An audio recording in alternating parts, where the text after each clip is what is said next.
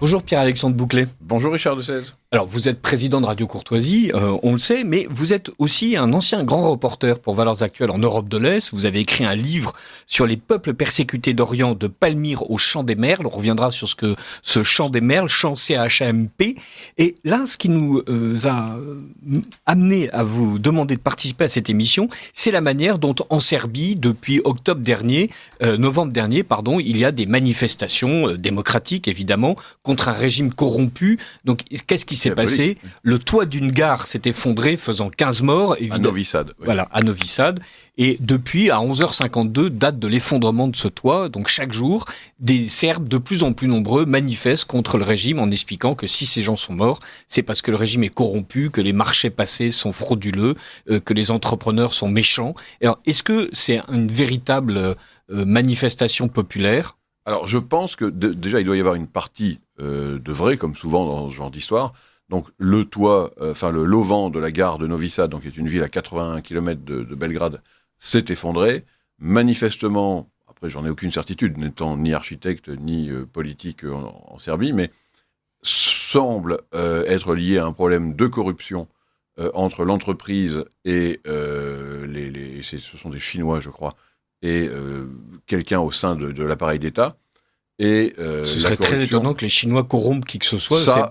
Normalement, ça n'arrive jamais. Donc, et ensuite, donc, il y a eu une protestation qui est quand même pour le moins légitime, à laquelle le président Aleksandar Vučić a répondu en prenant des mesures, en présentant des excuses, en prenant des mesures contre la corruption, et ça n'a pas suffi. Et c'est là, en fait, où cette contestation légitime commence à devenir un peu étrange, parce que notamment dans sa durée, malgré les gestes d'apaisement du gouvernement, et surtout là, on voit qu'elle commence à être extrêmement encadrée, comme cela a pu arriver souvent, et on a vu apparaître, donc, d'abord, il y avait Amnesty International qui a été en pointe dans la contestation, et ensuite tout un tas d'organisations liées à l'Open Society de George Soros.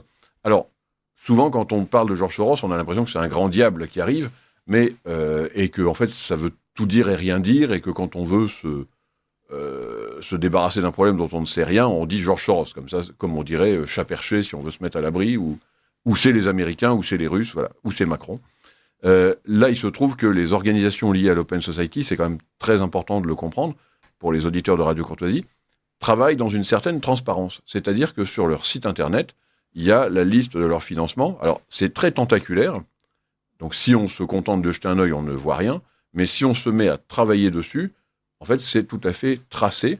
Et donc, à la fin, on s'aperçoit que la plupart de ces ONG qui sont actuellement sur place ont des financements liés à George Soros, à l'Open Society, donc à toute cette nébuleuse. Et puis, avant aussi, à l'USAID. Donc, cette fameuse aide au développement américain qui aidait des structures un peu woke, un peu progressiste. Là, ils avaient notamment donné, je crois, plusieurs millions d'euros à des mouvements LGBT serbes. Voilà. Et donc, là, on voit que tous ceux qui sont sur le terrain, les ONG, la plupart des ONG, sont objectivement reliés à cette Open Society et structurent un mouvement tout à fait légitime à la base, mais ils l'entretiennent dans la contestation à des fins qui ne sont plus forcément celles voulu par les étudiants qui vont manifester. Voilà. Au début, les étudiants, puisque donc la ville où s'est passée la chose est une ville estudiantine, manifestent, les paysans peu à peu rentrent dans la manœuvre. Ouais. Et là, quand vous dites que ce sont des manifestations encadrées, c'est-à-dire les pancartes sont payées par les ONG, les relais médiatiques sont organisés par les ONG, les services de presse sont organisés par les ONG. Autrement dit, il y a une espèce de professionnalisation de ces manifestations spontanées qui est tout à fait surprenante parce que, visiblement, les Serbes sont toujours dans la rue, mais la manière dont médiatiquement la chose est exploitée est aux mains de personnes qui savent exactement qui ont comment encadré faire et pris en main les manifs, voilà, littéralement, et qui les détournent de leur juste voilà, cause. parce qu'il est légitime de penser qu'effectivement l'Open Society, là comme ailleurs, veut faire avancer ce qu'on appelle un agenda progressiste. Complètement. Et d'ailleurs, ils sont sur place. Il y a des ONG qui donnent des leçons, qui expliquent aux manifestants comment, par exemple, échapper aux souffrances des gaz lacrymogènes, mais aussi comment se comporter en cas d'arrestation, quels sont leurs droits. Il y a vraiment tout un travail qui est fait pour structurer cette agitation. Et ça a été en plus tout à fait documenté et fièrement documenté par des médias comme le Guardian, qui est l'équivalent du Monde un peu en Angleterre, ou Euronews. Donc là, en fait, ce que je dis, c'est pas du complotisme, en gros, où je verrais la main diabolique et crochue de George Soros partout. C'est que ce sont les structures progressistes elles-mêmes qui s'en vantent. Donc c'est confirmé et c'est assumé fièrement. C'est annexe par rapport au sujet qui nous occupe, mais rappelons que, par exemple, aux États-Unis, George Soros et sa fondation prennent part d'une manière très explicite, très transparente et très ouverte dans l'élection d'avocats généraux, donc de district attorneys, qui correspondent à leur façon de vouloir rendre la justice. Et donc, on les appelle les Soros attorneys là-bas. Et donc, ce sont des gens qui se font élire par la gauche la plus extrême aux États-Unis, soutenus par l'argent de George Soros et de sa fondation, et donc et qui du coup mettent en place des politiques sécuritaires absolument désastreuses, puisqu'il s'agit à chaque fois d'excuser le criminel et de criminaliser la victime. Ça correspond aussi à une manière de faire avancer ces idées à l'anglo-saxonne qui n'est pas celle des Français, en fait. Je pense que c'est aussi pour ça que en France, on a peut-être parfois un côté très occultiste, complotiste, secret, un peu dans l'esprit de la franc-maçonnerie qui avançait caché. C'est un fait. Tandis que les anglo-saxons font du lobbying, de l'influence, de manière extrêmement ouverte et l'assument fièrement, encore une fois. C'est très différent. Alors, chez nous. Vous l'avez dit, le président Vučić a présenté ses excuses, mais ça ne suffit pas. Pourquoi est-ce que ce président qui a été élu démocratiquement, qui prétend lutter contre la corruption, et qui lutte peut-être contre la corruption, on est en Serbie, sait-on jamais, est-il à ce point-là détesté par ces ONG? Pourquoi est-ce qu'on veut la peau du président Vučić? Alors, déjà, Vučić, voilà, c'est un personnage un peu atypique parce que il a gagné sa popularité sur un certain nombre de piliers, dont la lutte contre la corruption. On pourra en reparler 5 minutes, mais à la base, c'est un ultranationaliste, un serbo-nazi, comme diraient nos amis russes. Il est vraiment dans les rangs de la droite la plus dure. À l'époque, ça s'appelle le Parti radical. Et le Parti radical n'a rien à voir avec nos radicaux socialistes. Là, c'est plutôt vraiment la droite très très dure, très nationaliste, et surtout extrêmement attachée au Kosovo. Ça, on pourra y revenir peut-être aussi après. Mais le Kosovo, c'est vraiment le cœur de l'identité serbe. Et voilà, donc le président Vučić, à l'époque, il n'est pas président, qui est député ou politique, est vraiment un ardent défenseur du Kosovo. Il lutte de toutes ses forces contre l'islamisation du Kosovo, et évidemment contre l'agression américaine des années 99 et 2000. Et ensuite, il a bâti un autre pilier de sa popularité, précisément dans cette lutte contre la corruption. C'est un vieux cheval de bataille de Vučić. Il a toujours... En fait, un des fils conducteurs de sa carrière, outre la défense du Kosovo, c'est la lutte contre la corruption, donc la volonté d'assainir un pays qui, objectivement, est corrompu. Il n'y a aucun doute. Après, on échappe difficilement à la corruption, si vous voulez, après des décennies de socialisme sous orbite soviétique, et ensuite la brutale libéralisation, la chute, on va dire, voilà, dans le libéralisme sauvage. Forcément, la confrontation des deux a provoqué un monde profondément corrompu, dont on ne sort pas comme ça en 48 heures. Donc, lui a vraiment engagé cette logique d'assainissement de la Serbie, avec des succès, et puis aussi forcément avec des limites, parce qu'il n'est pas tout seul, et que quand on est dans un système où la corruption est un mode de vie, c'est extrêmement difficile d'en sortir. Mais néanmoins, c'est un de ses grands chevaux de bataille, et il a bâti une grande popularité là-dessus. Et le troisième point principal de sa popularité, c'est sa volonté d'orienter la Serbie vers l'Union européenne, tout en gardant évidemment des liens préférentiels avec Moscou. Parce qu'il est vraiment dans un jeu d'équilibriste où il est obligé de garder des liens avec l'Est, et en même temps il souhaite se tourner vers l'Ouest, ce qui est d'ailleurs très amusant. On se demande pourquoi un pro-russe veut aller vers l'Ouest, mais bon, ça c'est encore autre chose. Il y a peut-être des raisons objectives qui nous échappent. Alors, il est pro-russe et en même temps il est pro-occidental. Il est pro-UE. En fait, on a l'impression qu'il est surtout pro-serbe et que il est en train, vous le disiez, de maintenir une position d'équilibre entre l'Union européenne qui veut l'intégrer. Et Oui. d'ailleurs, il y a cette démarche d'intégration Oui.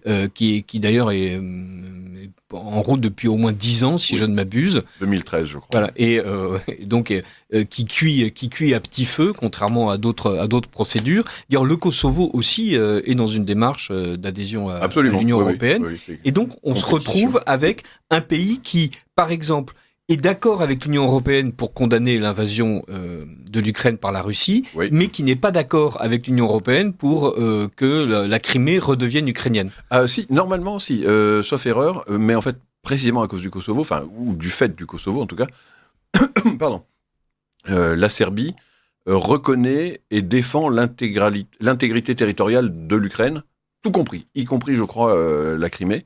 Simplement, la Serbie est le seul pays d'Europe à ne pas avoir, peut-être avec la Hongrie d'ailleurs, à ne pas avoir voté les sanctions contre la Russie. Voilà, donc c'est ça le jeu d'équilibriste. Mais en fait, ils sont tellement attachés au Kosovo qu'ils ne peuvent pas renier l'intégrité territoriale d'un État. Et notamment d'ailleurs parce que cet effet Kosovo a provoqué l'effet Crimée. En fait, c'est un paradigme, le Kosovo. C'est le moment de revenir sur le Kosovo, justement. Oui. Donc, quand on dit le Kosovo aujourd'hui, qu'est-ce que c'est ? C'est un État indépendant ? Alors, en tout cas, c'est un État qui affirme son indépendance. Moi, j'appelle ça une zone grise, parce qu'il y a beaucoup de criminalité organisée. Il y a un État qui est reconnu, je crois, par seulement une centaine d'États dans le monde. C'est pas non plus la majorité. L'Union européenne, donc la Commission, Bruxelles, ne reconnaît pas l'existence officielle du Kosovo. Qui est en fait une province serbe qui a fait sécession pour devenir musulmane. En fait, c'est exactement albano-musulmane, oui, voilà. Et en fait, l'Espagne ne reconnaît pas le Kosovo, l'Irlande ne reconnaît pas le Kosovo, il y a tout un la Chine ne reconnaît pas le Kosovo. Et en fait, à l'époque où ce Kosovo, donc qui est le cœur de l'identité serbe, qui s'appelle Kosovo Metochi. Ça veut dire le Kosovo, donc c'est le champ des Merles, de la bataille du champ des Merles de 1389, qui est une bataille qui a été perdue par une alliance de princes chrétiens contre une armée ottomane largement supérieure en nombre.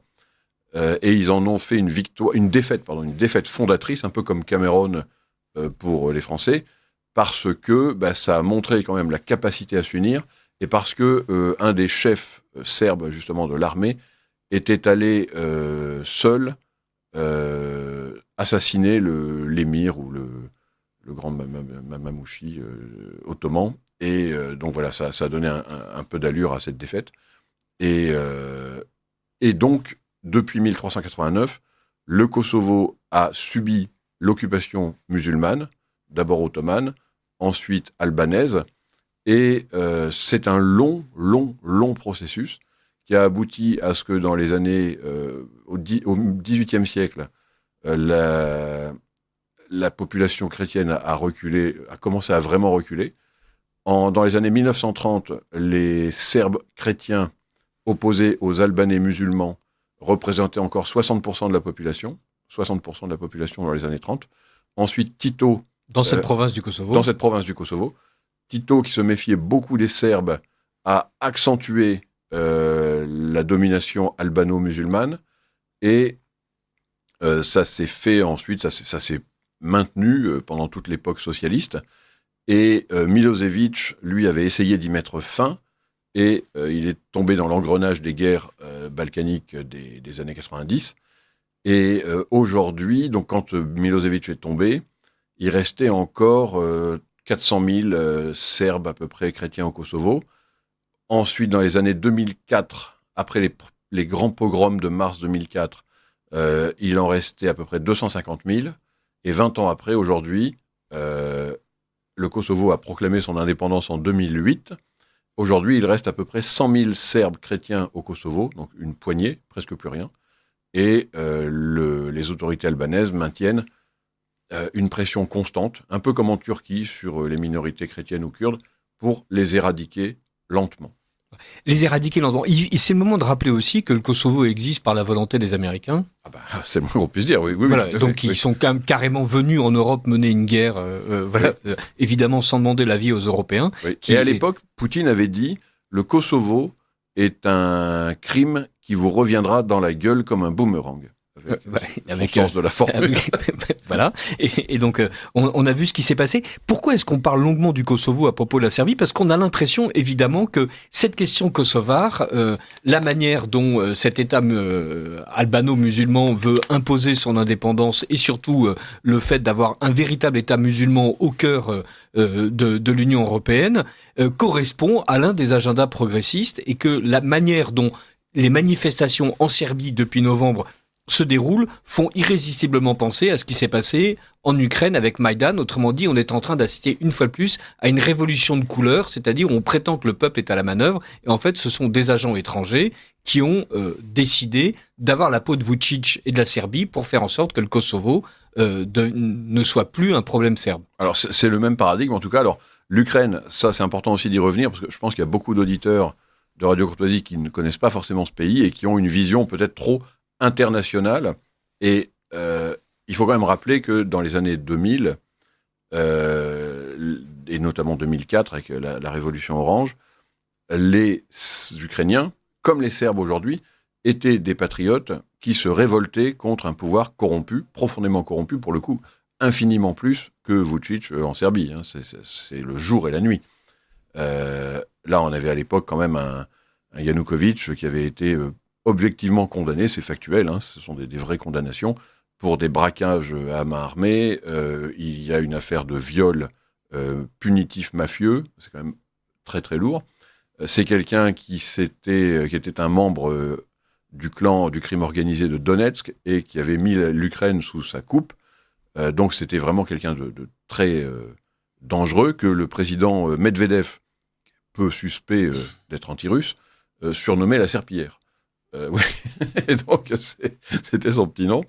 Et Yanukovych, à l'époque, il faut se rappeler, ça c'est dans les années 2010, donc qui ont précédé le Maïdan, était en fait quelqu'un qui avait gaspillé l'argent des Russes inconsidérément pour alimenter ses toilettes en or massif, son eau privée, sa collection de voitures. C'est un fait, hein, c'est objectif. Et les toilettes en or massif signent généralement le dictateur corrompu. Oui. On l'a vu en Orient, au Proche-Orient, voilà. Au Moyen-Orient, en Europe. Et à l'époque, Medvedev donc avait dit « Mais où avez-vous mis l'argent qu'on vous a donné ?» Il l'a dit à la télévision. Hein. Ça, encore une fois, ce sont des trucs qu'on retrouve. Et Yanukovych avait dit « Il n'y en a plus. » Voilà, il n'y en a plus. Donc les Russes n'étaient pas très contents. Yanukovych était tourné vers l'Union européenne à l'époque, en disant finalement, je vais aller prendre l'argent où il se trouve. Il se trouve en Europe. Les Européens avaient débloqué, je crois, 600 millions d'euros de mémoire, et avaient organisé un rapprochement de l'Ukraine vers l'Union européenne, avec un argument massu pour Yanukovych, qui avait dit aux investisseurs européens « Venez investir en Ukraine, on a les plus belles putes d'Europe ». Ça avait moyennement plu aux Ukrainiens. Vous êtes sur Radio Courtoisie, oui. Mais oui. Il y avait aussi du minerai, parce qu'on en parlait déjà à l'époque. Et c'est comme ça qu'a débuté notamment l'affaire de Maïdan, parce qu'ensuite, les Russes ont surenchéri, on dit maintenant on vous donne encore plus que l'Europe, et Yanukovych a dit ok, j'arrête les transactions avec l'Europe et je me tourne vers la Russie. Et là, la population ukrainienne s'est sentie humiliée, on peut supposer que c'est légitime, et ils ont commencé à manifester, de manière encore une fois extrêmement légitime, et honorable et respectable, et ils ont été pris en main, évidemment, par des structures occidentales qui ont fait monter la mayonnaise. Voilà, c'est comme ça que ça se passe. Et ça s'est fini avec John McCain en 2014, en train d'applaudir le travail des services secrets américains. Mais on peut aussi se demander pourquoi les Russes choisissent toujours le mauvais cheval, au lieu de soutenir aussi des aspirations légitimes. Pourquoi ils choisissent toujours de soutenir des gens comme ça. Pourquoi ont-ils besoin d'avoir des vassaux corrompus plutôt que de travailler en bonne intelligence avec les peuples ? C'est vrai qu'un petit héritage soviétique, sans doute. Ça sera un jour une vraie question quasiment de géopsychologie à se poser, quoi. Parce que, pourquoi, effectivement ? Pourquoi ont-ils besoin que leurs satellites, que leurs voisins proches soient des vassaux au lieu d'être des partenaires ? Pourquoi faut-il que dans les années 90, les pays baltes, la Pologne, etc., et tous les pays, en gros, de l'ancien glacis soviétique, se taillent en courant à l'ouest, au lieu de rester tranquillement à l'est. Ce sont des vraies questions. Oui. Et on peut difficilement considérer que tous ces gens qui ont vécu sous le joug soviétique... étaient des agents de la CIA. N'avaient pas quelques raisons légitimes de considérer qu'ils s'étaient mieux ailleurs. Revenons à la Serbie. Oui. Il y a quelque chose qui est tout à fait fascinant. Ce sont des étudiants plutôt nationalistes qui ont commencé à manifester, et ils se retrouvent soutenu, encadré, Par des financé par Amnesty International et Soros. Oui. C'est Ça, presque c'est l'alliance de la carpe et du lapin. Oui, c'est le pire paradoxe de cette affaire. Encore une fois, parce que c'est vraiment, comme on vient de le dire avec l'Ukraine, c'est une révolte légitime. Ce sont des gens qui ont des raisons objectives de vouloir que ça change, mais là, ils sont mal dirigés, c'est un fait, et ils sont encadrés, ils ne maîtrisent plus leur propre révolte, et à mon avis, ils vont être les dindons de la farce. C'est une tribune que j'avais écrite pour Boulevard Voltaire, qui portait ce titre. Ils seront les dindons de la farce de la chute de Vučić, si elle devait arriver. Parce qu'en fait, Vučić, encore une fois, est un vrai patriote, qui fait ce qu'il peut une fois qu'il est au pouvoir, c'est-à-dire le pouvoir, c'est plus difficile que quand on est étudiant à la fac de Novi Sad ou de Belgrade et qu'on dit Yaka, faudrait. Voilà. Et Vučić essaye sincèrement de tirer son pays vers le haut, la lutte contre la corruption, ne rien céder sur le Kosovo, en même temps rester un trait d'union entre l'Est et l'Ouest. Quand on est le président d'un petit pays, parce que la Serbie est un petit pays, précisément comme l'Ukraine, on est obligé d'être face à des mastodontes et on doit tirer son épingle du jeu du mieux qu'on peut ou le moins mal que l'on peut. Vous parliez des terres rares, on accuse Vučić de vendre ces terres rares. Bah, évidemment, quand on est encore une fois un pays comme la Serbie et qu'on est confronté à des puissances importantes autour de soi, on fait ce qu'on peut, quoi. Je ne sais pas qui ferait mieux que Vučić. En tout cas, si on veut, à mon avis, mettre à la place des progressistes, je ne suis pas certain qu'on y gagne, quoi. C'est ni que les Serbes y gagnent. Les progressistes feront ils gagneront. Feront en Serbie exactement ce qu'ils ont fait en Ukraine, c'est-à-dire ils commenceront par s'attribuer de quoi financer le progressisme. Et puis ils déstabiliseront une région et puis tout continuera comme avant malgré tout. On va parler juste d'un petit point qui est anecdotique, mais je trouve qu'il résonne avec la manière dont les ONG que vous avez citées sont en train de travestir en fait cette révolte légitime. C'est par exemple les droits de douane, les droits miniers qui ont été accordés à Rio Tinto, donc gigantesque entreprise minéralogique australienne, tout à fait. Et il y a des Chinois également. Ou brésilienne avec un peu de malchance. Enfin bref, ils sont là pour exploiter des mines et évidemment ça fait partie des contestations puisque comme il y a un soupçon de corruption, donc on explique que Rio Tinto a corrompu l'État serbe pour pouvoir avoir ses droits miniers. Et que répond Rio Tinto ?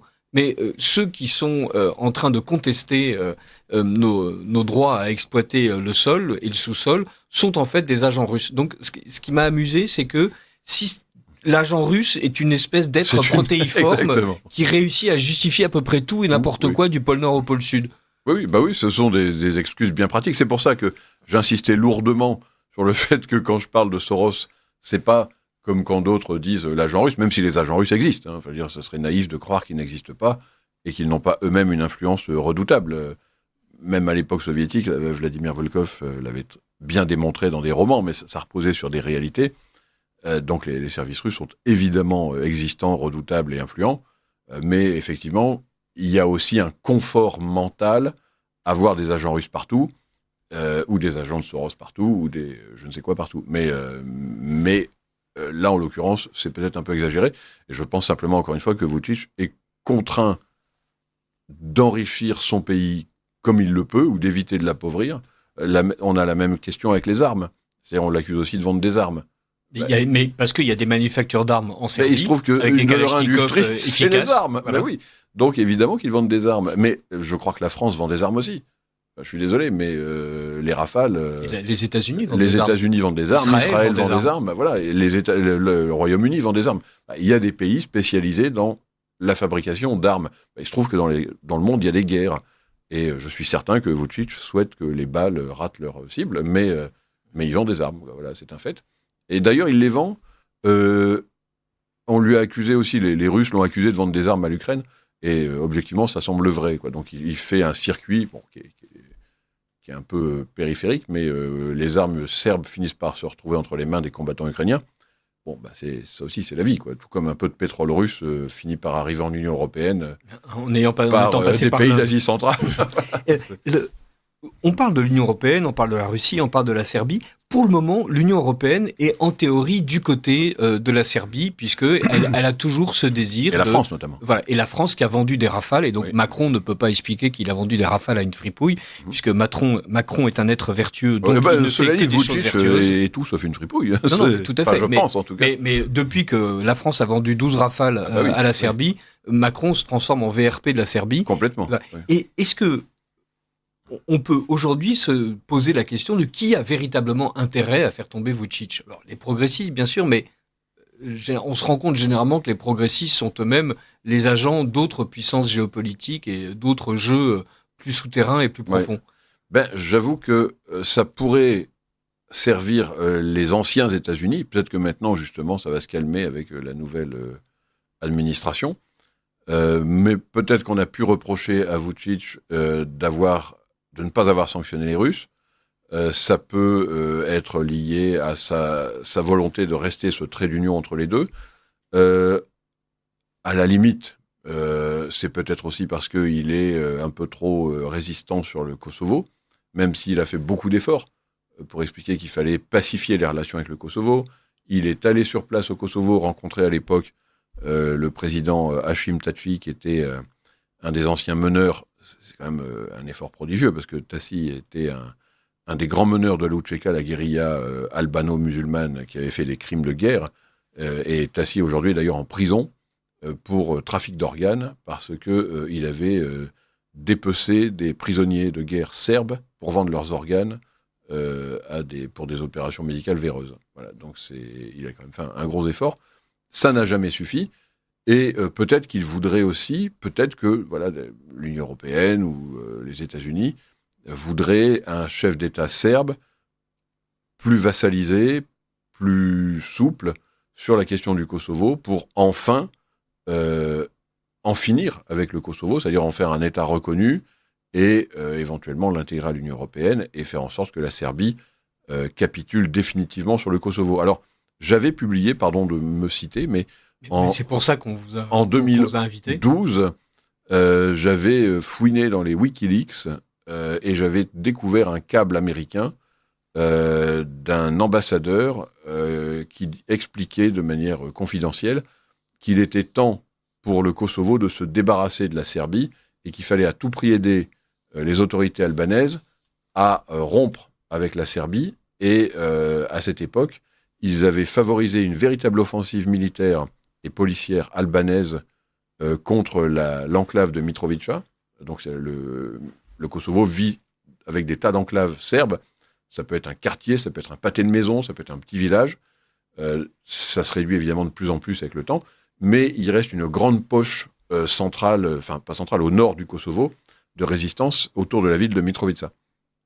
Et là, les Albanais avaient vraiment mené une grande offensive pour couper les postes frontières, imposer des nouveaux droits de douane, et on a découvert, j'avais divulgué en fait que c'était fait avec la recommandation des États-Unis, c'était officiel, donc c'est un vrai câble diplomatique, et qu'ils avaient soutenu cette opération, même en prêtant un hélicoptère de combat. Voilà, donc si quelqu'un a intérêt à faire tomber Vučić aujourd'hui, c'est peut-être dans cette perspective d'enfin en finir et d'enfin trancher les liens entre la Serbie et le Kosovo. Voilà, donc, affaire à suivre. Voilà. Est-ce qu'on est en train d'assister à la sacralisation d'un État musulman au cœur de l'Union européenne ? On le saura très vite. C'est dramatique, ce serait la première fois dans l'histoire de l'Europe, depuis son évangélisation, qu'une terre chrétienne disparaît. Merci beaucoup Pierre-Alexandre Bouclet, et évidemment nous suivrons cette affaire avec vous.